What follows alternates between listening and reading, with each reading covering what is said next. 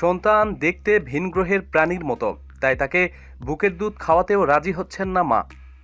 ভারতের বিহারের কাটিহারে এমনই ঘটনা ঘটেছে। চিকিৎসা বিজ্ঞান বলছে হার্লিকুইন ইকথিউসিস নামে এক ধরনের জিনগত সমস্যা রয়েছে।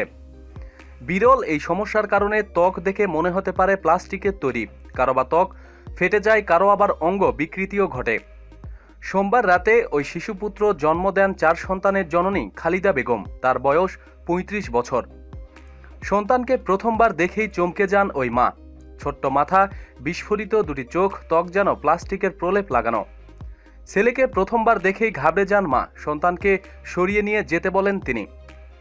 খালেদা বলেন, বাচ্চার শরীরের অনেক অংশই ঠিকমতো বেড়ে ওঠেনি। জন্মের পর ওকে যখন প্রথম দেখি আমি তো ঘাবড়ে গিয়েছিলাম। ও পুরোপুরি ভিনগ্রহের প্রাণীর মতো দেখতে।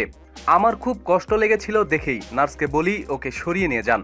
তবে শিশুটির বাবার বিশ্বাস তাদের সন্তান হিন্দু দেবতা মহাবীরের অবতার। চিকিৎসকরা বলছেন 30,000 নবজাতকের মধ্যে একজন এই সমস্যায় হার্লিকুইন ইকথিউসিসে আক্রান্ত হয়। এই জাতকের নিয়মিতভাবে পরিচর্যা দরকার, বিশেষ করে ত্বকের যত্ন।